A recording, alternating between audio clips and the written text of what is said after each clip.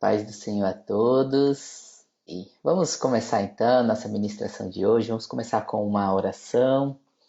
Senhor Deus, Senhor Pai, nós primeiramente te louvamos, te agradecemos por estarmos aqui reunidos, Senhor, para receber mais um pouquinho da tua porção, da tua palavra, para sermos ministrados pelo Senhor.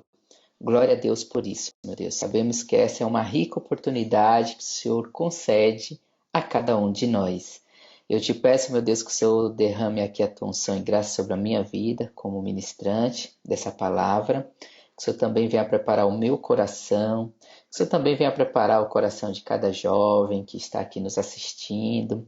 E que, ao final de tudo, isso glorifique o teu nome. Em nome do Senhor Jesus.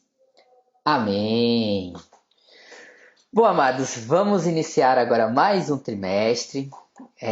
Nós vamos ter aí uma série de ministrações da Palavra de Deus e todas envolvidas em um tema.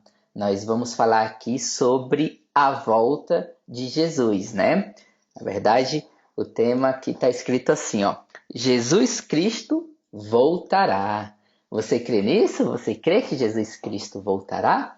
Esse é o tema que nós vamos abordar durante esse trimestre. E aqui com certeza vai ter muita coisa legal para nós aprendermos. Hoje nós vamos apenas dar aqui uma introdução sobre esse tema, né? Mas no decorrer aí a gente vai falar sobre a volta de Cristo, a gente vai falar sobre a grande tribulação, nós vamos falar sobre o anticristo, nós vamos falar sobre todos esses assuntos escatológicos, esses assuntos que envolvem os últimos tempos, né?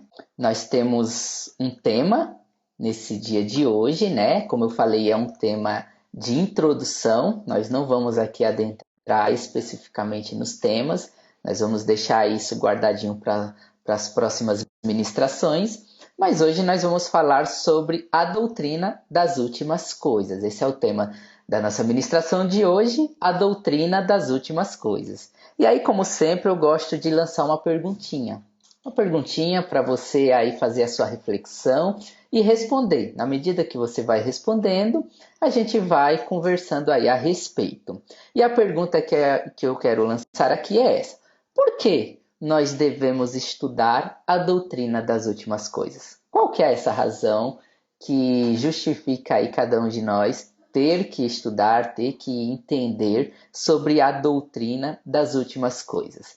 E aí você pode colocar aí o que você acha, por que você tem que entender sobre isso, e a gente vai discorrendo aqui o assunto no decorrer dessa ministração, amém? Mas para iniciar, a gente sabe que esse assunto de escatologia, esse assunto que entra no livro de Apocalipse, muitas vezes assusta as pessoas, né? Tem pessoas que ficam ali, às vezes, assustadas com as coisas que estão ali reveladas naquele livro e acaba associando essas revelações como algo assustador. E aí eu já queria quebrar isso, já desde essa primeira aula aqui introdutória. Por quê? Porque a gente não pode associar essas revelações a algo ruim. Eu tenho ministrado sobre as 7 cartas do Apocalipse para a turma de adolescentes, e lá no início, quando eu iniciei essa série de ministrações lá no decorrer do discipulado, uma das coisas que eu deixei ali bem claro foi justamente essa. A gente não pode enxergar o livro de Apocalipse, as revelações que estão ali contidas, como algo ruim, como algo de terror, como algo que faz medo. A gente tem que associar esse livro como algo bom, como uma revelação boa, como uma revelação que traz esperança para as nossas vidas. Porque tudo que está ali revelado é para o nosso bem. Não existe outra razão, não existe outra finalidade se não seja essa, né? Que é para o nosso bem. Então a gente precisa começar a associar o livro de Apocalipse, a gente precisa começar a associar sobre a doutrina das últimas coisas com esperança, com as promessas de Deus sendo cumpridas em nossas vidas, com o amor de Cristo, com viver bem, viver sem dores, a gente ter essa esperança de ter uma vida eterna, mas uma vida eterna sem dores, sem tristeza, sem pobreza. A gente precisa trazer isso para o livro de Apocalipse, para aquilo que está sendo revelado. Mas lanço novamente a pergunta, vocês ainda estão aí meio tímido, quero que vocês respondam, e a pergunta é: por que estudar a doutrina das últimas coisas? Qual que é a razão? Por que nós devemos estudar? Vamos lá? Agora eu queria fazer aqui uma leitura bíblica. Eu vou fazer a leitura aqui de 2 Pedro, capítulo 3. Nós vamos ler do verso 1 até o verso 12. 2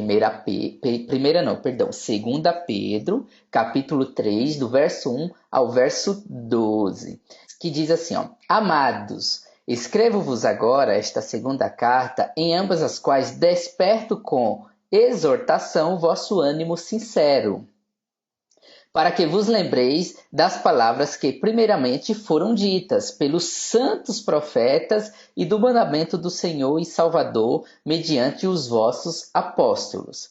Sabendo primeiro isso, que nos últimos dias virão escarnecedores, andando segundo as suas próprias concupiscências. Dando continuidade aqui no verso 4, diz assim, ó: E dizendo: Onde está a promessa da sua vinda? Porque desde que os pais dormiram, todas as coisas permanecem como desde o princípio da criação. Eles voluntariamente ignoram isto, que pela palavra de Deus, já desde a antiguidade, existiram os céus e a terra, que foi tirada da água e no meio da água subsiste, pelas quais coisas pereceu o mundo de então, coberto com águas do dilúvio. Mas os céus e a terra que agora existem, pela mesma palavra, se reservam como tesouro e se guardam para o fogo, até o dia do juízo e da perdição dos homens ímpios. Mas, amados, não ignoreis uma coisa, que um dia para o Senhor é como 1000 anos, e 1000 anos como um dia. O Senhor não retarda a sua promessa, ainda que alguns os tenham por tardia, mas é longânimo para convosco, não querendo que alguns se percam, senão que todos venham a arrepender-se. Mas o dia do Senhor virá, e aqui eu faço ênfase, mas o dia do Senhor virá, como ladrão de noite, no qual os céus passarão como grande estrondo, e os elementos, ardendo, se desfarão, e a terra e as obras que nele há se queimarão. Havendo, pois, de perecer todas estas coisas, que pessoas vos convém ser em santo trato e piedade, aguardando e apressando-vos para a vinda do dia de Deus, em que os céus em fogo se desfarão e os elementos ardendo se fundirão. Amém. Bom, acho que voltamos. Aqui nós já temos um comentário da Mari. Devemos estudar sobre este tema para incentivar uns aos outros sobre o grande dia e, consequentemente, andar em retidão. Amém. Vamos falar disso, viu, Mari? Mas muito bem, muito obrigado. Mas a pergunta continua lançada e se você tiver alguma coisa para comentar, por que nós devemos estudar sobre as últimas coisas? Aqui a Amanda também colocou assim, ó: entender os últimos dias está pronto para a eternidade. O dia do Senhor abrirá os olhos dos homens para os que é espiritual, como um dia foi no Éden. Todos verão a Deus. E é interessante aqui, até pegando o gancho da Amanda, né? Se preparar para a eternidade. E assim, todos terão a vida eterna, todos terão a vida eterna. Só que vai ter uma diferença, né? Entre ter a vida eterna com Deus e ter a vida eterna sem Deus. E aqui também é mais uma razão para a gente estudar sobre os últimos dias, porque a gente precisa estar pronto para esse dia, a fim de que nós tenhamos a vida eterna com Deus. Obrigado aí, Amanda Rosa, pela contribuição na aula. Aqui, onde acabamos de ler, em 2 Pedro, capítulo 3, né, o apóstolo Pedro nos alerta sobre esses últimos tempos, né? E aqui ele faz alguns alertas importantes, só dando aqui alguns destaques, né? Ele fala primeiro sobre escarnecedores. O que é escarnecedores, né? O que são os escarnecedores, né? São justamente aqueles que tratam com descrença a volta de Cristo. E, infelizmente, tem muitas pessoas tratando com descrença. Tem muitas pessoas que nem acreditam na volta de Cristo. Esses são os escarnecedores. Ficam zombando das promessas de Deus, né? E então, Pedro ele faz aqui esse alerta, né? Ele faz esse alerta sobre aqueles que não acreditam e zombam da promessa de Deus. Nós vamos falar um pouquinho mais adiante. Aqui também ele fala sobre oportunidades, né? Ele traz até essa justificativa, por que tarda, né? Por que Jesus ainda não veio? Na verdade, Jesus não está tardio em vir. Na verdade, Jesus está dando oportunidade para que as pessoas se arrependam, para que dê tempo às pessoas se arrependerem e ter ali a garantia de viver eternamente com Deus. Porque, como eu já falei aqui, a vida eterna todos vão ter. Isso serve para todos, mas vai existir essa diferença entre ter vida eterna com Deus e vida eterna sem Deus, né? E aqui as coisas ainda não aconteceram justamente por causa disso, porque Deus continua aí dando oportunidade para que todos tenham ali a oportunidade de se arrepender. Aqui também fala sobre vigilância, a gente vai falar um pouquinho mais a respeito, mas ao se arrepender, Pedro alerta sobre a importância de mantermos firmes e vigilantes. Então, basta eu me arrepender e reconhecer Jesus como o único Senhor e Salvador da minha vida? Isso é o grande passo, mas a gente também precisa perseverar nisso, né? Porque não adianta eu me arrepender, não adianta eu ir lá aceitar Jesus como o único Senhor e Salvador da minha vida e aí depois voltar a viver uma vida de pecado. Isso não adianta. Por isso que aqui Pedro também traz esse alerta sobre a vigilância, né? A vontade de Deus é de que todos se salvam, justamente. Por isso que ele vem dando oportunidades atrás de oportunidades, para que todos nós sejamos salvos e tenha a vida eterna com Deus. Ele é derivado do grego, que é a junção de eschatos, que significa as últimas coisas, mais logia, que significa um discurso racional. E aí, traduzindo, nada mais é do que esse estudo sistemático das últimas coisas. É o estudo da palavra de Deus, daquilo que é revelado na palavra de Deus sobre as últimas coisas. E nós vamos ter aí, 3 meses para discorrer a respeito disso. Por isso, não percam as próximas aulas. Uma aula sempre vai estar linkada na outra e é importante que você participe de todas elas, para que realmente você tenha essa compreensão do que vem ser esses acontecimentos, essas últimas coisas. Como eu falei, nós vamos falar da grande tribulação, nós vamos falar da volta de Cristo, como que isso vai ocorrer, como que vai ser o surgimento do anticristo, marca da besta, todos esses assuntos nós vamos discorrer aí ao longo desses 3 meses. E Deus fala a respeito das últimas coisas, né? A palavra de Deus fala a respeito das últimas coisas. Aqui em Isaías 46:10, eu separei esse versículo, aqui diz assim, desde o início faço conhecido o fim. É isso que está escrito lá pelo profeta Isaías. Desde o início faço conhecido o fim.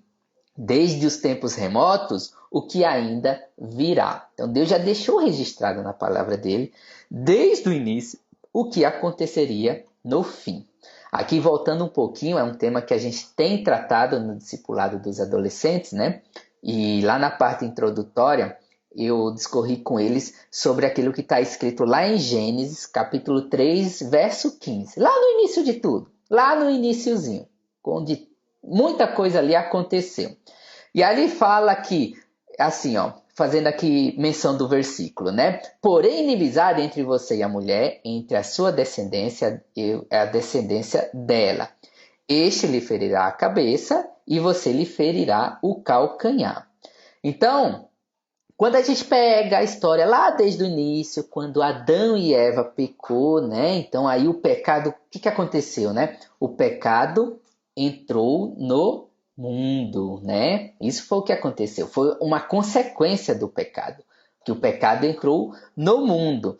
Mas Deus poderia naquele momento, até através de um ato de justiça, o quê?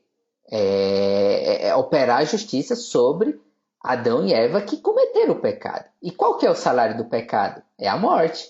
Então, se a gente fosse imaginar a justiça sendo operada ali pela consequência do pecado, o que poderia acontecer ali? A morte. Essa é a consequência imediata do pecado. É a morte. Só que Deus poupou. Deus poupou. Deus foi misericordioso. E aí poupou a morte de Adão e Eva. E não só isso. Aqui esse versículo fala que ele promete um redentor. E esse redentor viria da semente da mulher, né? E a nossa parte aqui falando de Gênesis 3,15, né? Então, assim, houve o pecado de Adão e Eva, né? A consequência seria a morte, porque o salário do pecado é a morte, mas Deus, então, com ato de misericórdia, poupou Adão e Eva de serem mortos, né? E ele, então, prometeu um redentor que viria da semente da mulher.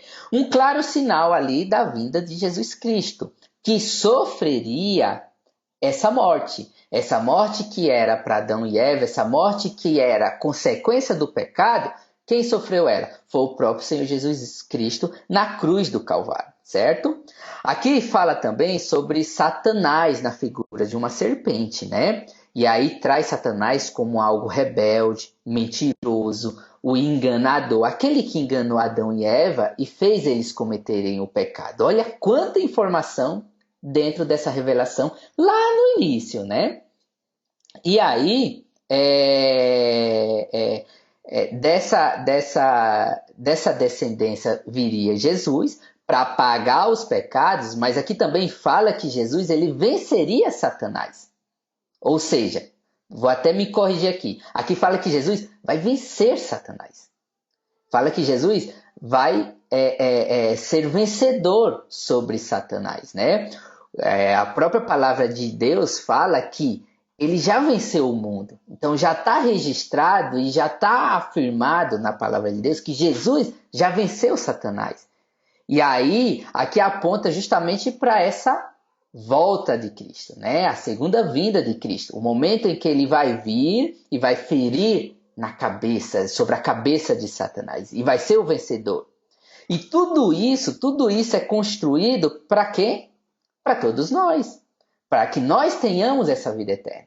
Então, assim, aconteceu tudo isso naquela época, essa consequência terrível do pecado, esse pecado que entrou no mundo, mas desde ali do início, Deus já registrou o que iria acontecer, o que vai acontecer no futuro, né? Ele foi registrando e as coisas foram acontecendo, estão acontecendo e vão acontecer, porque Jesus voltará. Só falta isso.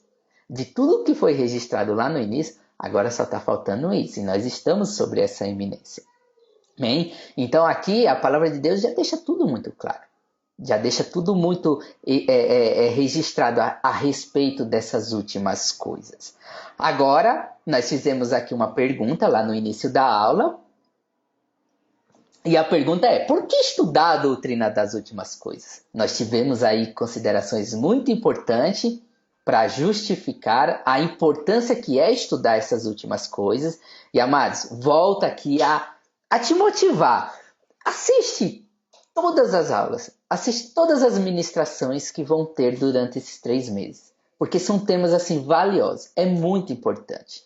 E aqui, dando aqui, ainda dentro dessa parte aqui, introdutória sobre todos esses assuntos que vão ser discorridos aí durante esses 3 meses, e trazendo aqui mais respostas, além da que vocês postaram aí, por que estudar a doutrina das últimas coisas, eu coloquei aqui três situações importantes, três justificativas importantes. A primeira delas é viver de maneira santa e piedosa. porque é justamente esse o convite que Deus faz para cada um de nós como igreja. Deus nos convida para viver, primeiro, de maneira santa, mas também piedosa, como sinal de preparação para esse grande dia do Senhor. Santo no sentido de ser separado. É importante a gente dizer que santo não é ser perfeito, tá? A gente, obviamente, tem ali essa condição de buscar essa perfeição através da nossa santificação. Mas santo não é perfeito. Santo é separado. Então aqui o convite que Deus faz é para eu e para você viver de maneira santa no sentido de viver separado. Separado para Ele. Como também eu destaquei aqui sobre ser piedoso, piedade, misericordioso. Porque assim, todos nós fomos constituídos num mundo contaminado pelo pecado. Então nenhum de nós merece céu. Nenhum de nós somos dignos do céu. Nenhum. Nós só vamos alcançar isso por quê? Porque Jesus pagou um alto preço. Então nós temos que ter misericórdia, porque da mesma forma que nós não somos merecedores, todos os demais que a gente conhece, os nossos amigos, também não são. Então, a gente precisa ter essa misericórdia. Para quê? Para pregar o evangelho, para trazer essa esperança, para levar essa esperança para as outras pessoas. A gente precisa disso. A gente precisa disso. E Deus faz esse convite. Ele chama cada um de nós. Primeiro para ser santo, mas também para ter esse ato de misericórdia. Então, como eu estava falando aqui, como justificativa para a gente entender sobre as últimas coisas, o primeiro ponto que eu destaquei foi justamente esse: viver de maneira santa e piedosa, né? Agora, a gente precisa se enquadrar como igreja, né? Porque quando Deus chama a mim, chama você para ser santo, Ele chama para sermos igreja. E essa igreja é aquilo que está sendo edificado aqui na terra pelo Senhor Jesus Cristo através de nossas vidas. Agora, como que funciona essa edificação, né? Eu gosto muito daquilo que está lá registrado no livro de Efésios, né? Lá ele fala da instituição da igreja, da comunidade, né? E ali ele fala que ele chama uns para pastores, ele chama outros para apóstolos, ele chama outros para profetas, outros para evangelistas, outros para mestres. Para quê? Para edificar essa igreja. Para edificar, e essa edificação ela funciona como? Justamente com a nossa vida, com a minha vida, com a sua vida. Agora a gente precisa se submeter sobre essa organização. É importante a gente se submeter a uma organização onde tem lá a figura do pastor, porque pastor foi instituído por Deus para essa edificação. E é muito importante, porque o pastor é aquele que cuida, é aquele que ora por suas ovelhas, né? A gente também precisa levar em consideração os profetas. Quantos e quantos profetas não são aqui, usados na palavra de Deus, pelo próprio Deus, para poder trazer as revelações de Deus a nós. Isso é muito importante, né? A gente precisa também valorizar os trabalhos evangelistas. Nós, inclusive, devemos muito, e muito mesmo, se envolver com os trabalhos evangelistas. Cada um de nós devemos ser evangelistas, né? Levar a palavra de Deus. Essa é a grande comissão, esse é o grande mandamento que Deus traz para cada um de nós. E é assim que nós somos edificados, né? E sem contar dos apóstolos, né? A Bíblia também traz muitos exemplos de apóstolos, né? Apóstolos que foram ali usados por Deus para fazer essa edificação da igreja, né? E temos também a figura dos mestres, aqueles que ensinam. E cada um de nós também podemos fazer parte desse ensino, né? Ter esse cuidado de ministrar, de ensinar, de fazer as outras pessoas aprenderem aquilo que está sendo ministrado para você referente à palavra de Deus. Um outro ponto, nós também já falamos um pouquinho mais no início, que justifica termos que estudar sobre as últimas coisas, que é sobre a vigilância, né?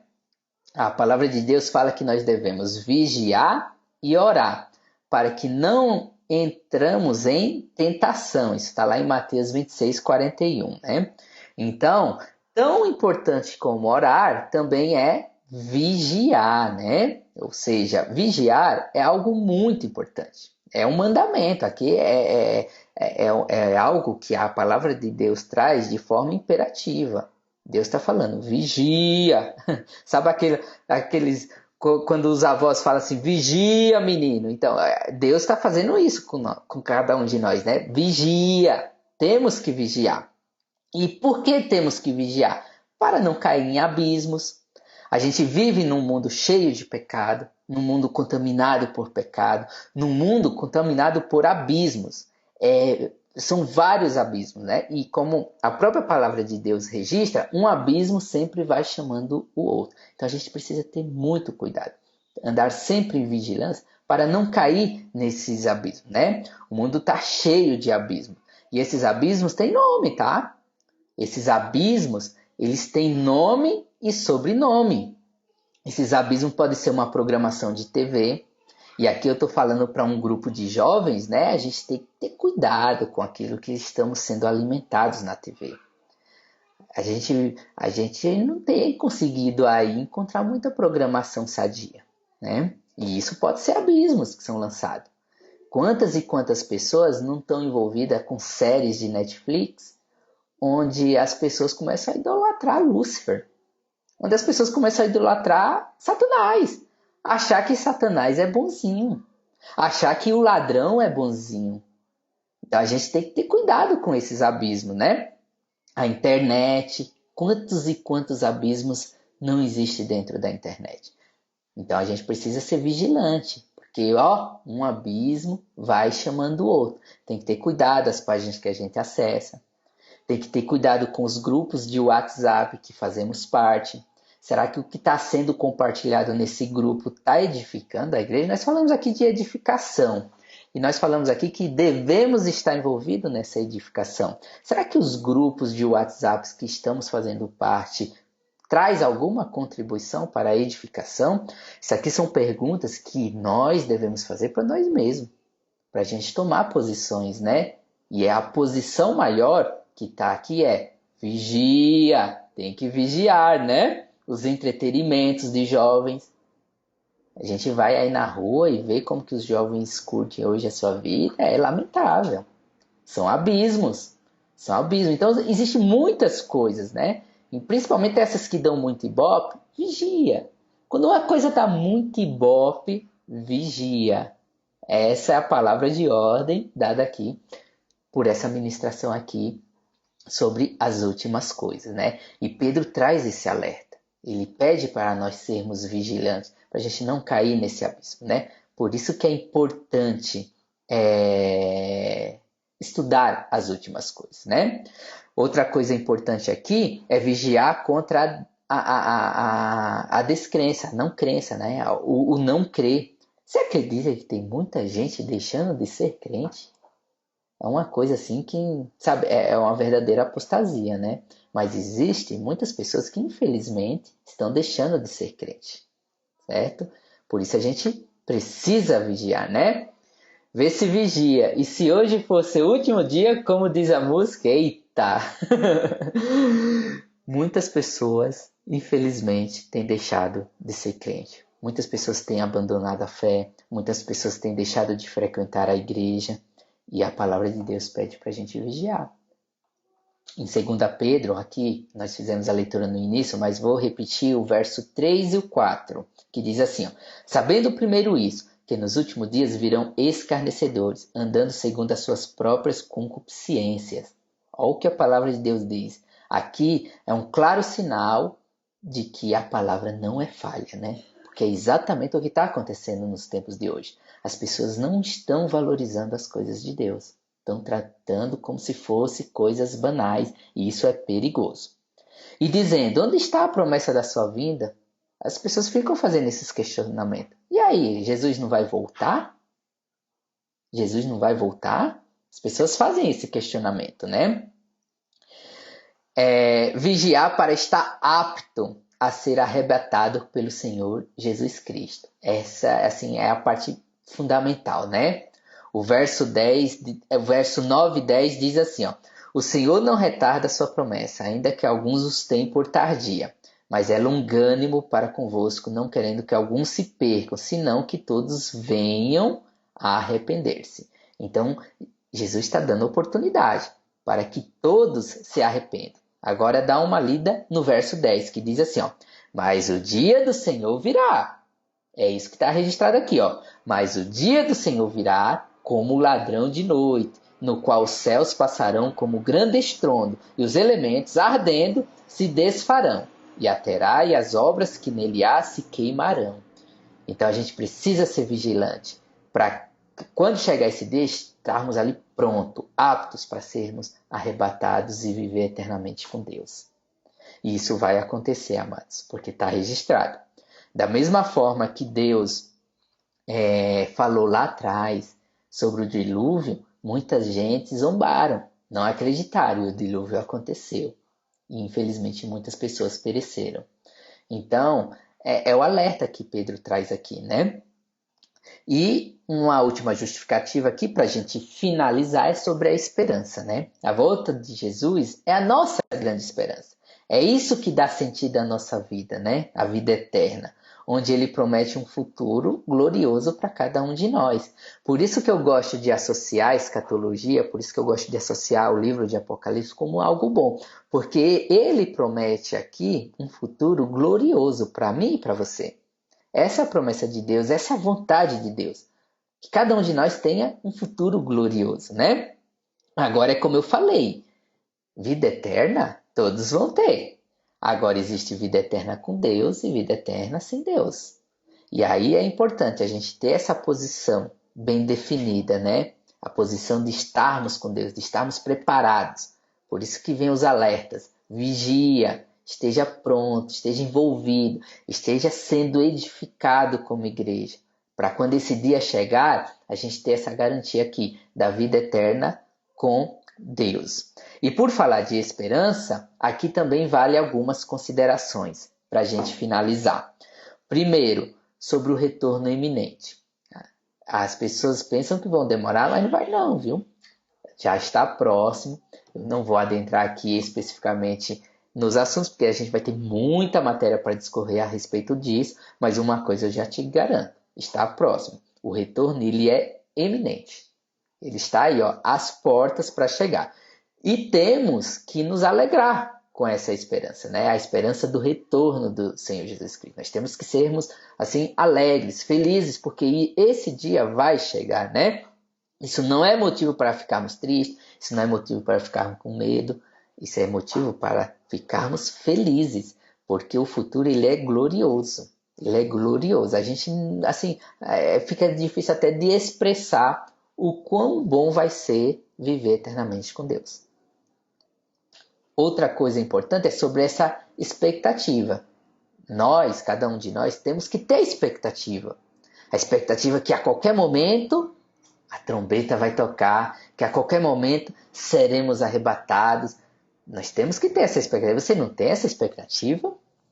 Faça essa reflexão e busque ter essa expectativa. A expectativa de que esse momento vai ser a qualquer momento. Pode ser, por exemplo, aqui, durante esse momento que estamos aqui falando sobre essas últimas coisas. Amém, amados? E essa esperança, ela é bem-aventurada. Sabe, muitas pessoas falam assim, a esperança é a última que morre. Mas Deus discorda disso e eu vou te mostrar na palavra dele. Lá em 1 Pedro, capítulo 1, verso 3, diz assim, ó, bendito seja o Deus e Pai do nosso Senhor Jesus Cristo, que, segundo a sua grande misericórdia, nos regenerou para uma viva esperança, mediante a ressurreição de Jesus Cristo dentre os mortos. Então, essa esperança registrada aqui na palavra de Deus, garantida pelo nosso Senhor, ela não morre, ela é viva, porque é isso que está escrito aqui, ó, viva esperança. Então nós devemos manter essa esperança viva e seremos com certeza bem-aventurados. Amém, amados? Então era essa parte introdutória. Volta aqui a motivar cada um de vocês. Não percam as próximas aulas. Eu vou só fazer menção aqui, ó, de alguns temas que serão ministrados. Olha só. Sinais da segunda vinda de Jesus Cristo. Sinais que já estão acontecendo. Acontecendo agora, nos tempos de hoje. Sinais da vinda do Senhor Jesus Cristo. Nós vamos falar sobre isso.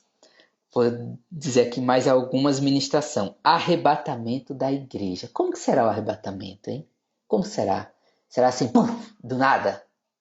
Então, não perca as próximas aulas. O Tribunal de Cristo. O que é esse Tribunal de Cristo, né? Olha só, a grande tribulação. A pergunta, né? A igreja vai passar pela grande tribulação? Será que vai? Vamos ter uma aula só para falar disso, né? O aparecimento do anticristo.